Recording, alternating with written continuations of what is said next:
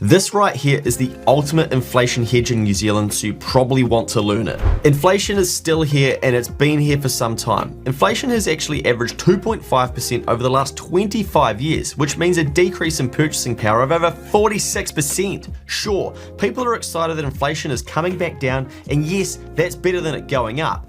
But this year, I read a survey where 89% of respondents were worried about inflation. That's a lot of people being worried. Has anyone checked their rates and their insurance recently? We all need to understand that inflation is always here. It's not a temporary thing, it's always here. It might not be at the rate that it's currently at or the rate that it's been at, but it's always here to some degree. And you need to understand this. And I know you don't want to become a professional investor to protect yourself from inflation. So then what can you do? One of the most important answers is to invest into valuable skills. This is a good hedge against inflation over time. Why? Because if you have those skills which are in demand, it doesn't matter when they are needed, i.e. what year. People will pay for them. Think about it. If a builder can always build a deck, they can always sell it for what someone values them to build it for. But not all of you want to be a builder or building decks, so let's think about it this way. Why don't we get good at something and see what this leads to? Here's some examples. 1. Increased earning potential, i.e. higher paying job opportunities. Increasing wages can offset the eroding purchasing power that comes with inflation. Essentially, if your income grows at a rate that outpaces inflation, remember about tax as well, think about the after-tax wage increase, you're better positioned financially. 2. Employability. I don't even know if that's a word, but more valuable skills can make you more employable across various industries. This can be crucial when unemployment rates are increasing and job security is low. That's the economy that we're in right now. 3. Freelance and side hustle opportunities. Valuable skills, especially in the digital world, can open up opportunities for extra income or side income streams. These income streams can provide financial flexibility and a hedge against inflation. 4 is career progression. Whilst others sit on their hands because there are no opportunities to grow,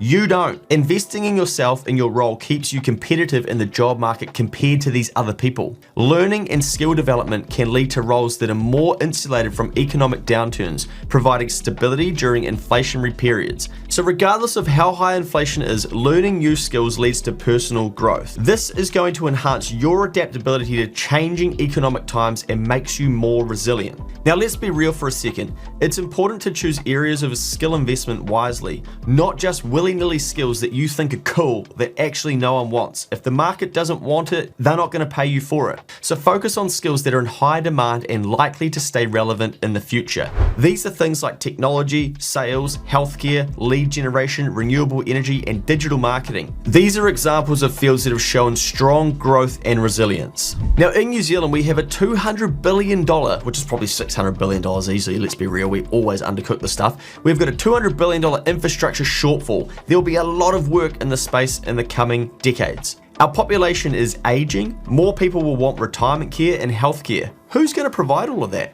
Do you have those skills? Do you know how valuable they are going to become as more people with more money demand those skills? The unfortunate thing about Kiwis is that too many people overlook how valuable they already are. Test it in the private market to find out, because money actually exchanges hands when value exceeds the price. Unfortunately, most Kiwis don't realize this and they never find out how valuable they are. They can't see that they have valuable skills. Now let's think about this. Is this because school points us in the direction of a job? And if you think about it, a job equals swap time for money. Therefore, you miss out on the methodology that actually generates more money, which is if you provide more value, you get more money. Without knowing it, you become the value in the form of a labor unit when you're doing a job. And hey, that's completely cool if that's the thing that you want to do. I get it, and I've done that for a number of years too. But when I understood how money really changes hands, it really opened my eyes, and I was lucky to be taught that, and I'd like to reteach it to some people to see if it can help you. So if you are in a job and you think, well, this doesn't apply to you, perhaps you could learn the value methodology for a later time in your life, maybe some extra cash, or even for your children. Just like this listener whose example I'll now give to you. They said to me, on Saturday, I spent the morning designing and printing off 400 flyers with different services I can offer. And in the afternoon, I went and knocked on doors for 3 hours around my neighborhood, handing out about 100 of them. Well, it's now Monday and I've already earned $200 washing and cleaning 3 vehicles. I've got a fence painting job lined up for $300 and multiple other small jobs. It just shows you that if you're willing to stop scrolling on Facebook and TikTok and get out of your comfort zone, there's plenty of money still out there to be made. They went on to say that being in other countries has also showed them how lucky we are in New Zealand and how much money is out there if you're willing to work for it. And it's not just about hard work, it's about providing value to people who value what it is you can do for them.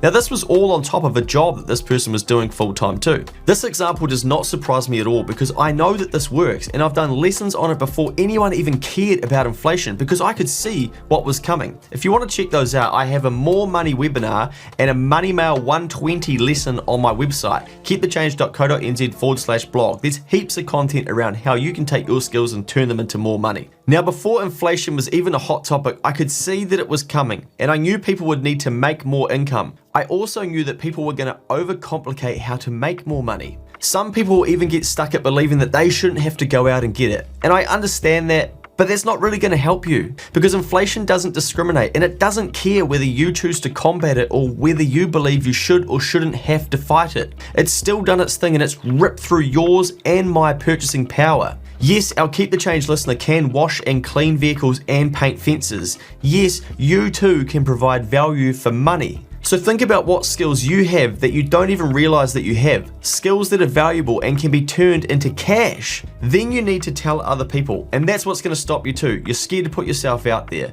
But this listener above made pamphlets and took them around people in their neighborhood. So how the hell are you going to tell more people? There's a high chance that you have hundreds of potential eyeballs via your own social media channels already, or even just people in your neighborhood. Now, once somebody says they want their problem solved, you just have to transact with them because money exchanges hands when value exceeds price. Think about it. Kids can do it out the front of their house selling feijoas or lemons at the gate. Keep the Change listeners are doing it as well. So make sure that you take some action instead of going down some massive rabbit hole that doesn't interest you. I think that it's important to stick to your personal interests and skills when you're trying to make more money, as this significantly impacts your ability to show up and keep learning and carry on if you get a no. i.e., for me, I continue to grow my business, marketing, writing, and speaking skills as they lead to income beating inflation. So then inflation is less of a problem for me. I'm not off learning to look after wealthy elderly in their final years. That does not interest me, and it is not my skill set. Is there money here? Well, yeah, of course there is. They're wealthy and they want that help and they will swap it for people who can help them.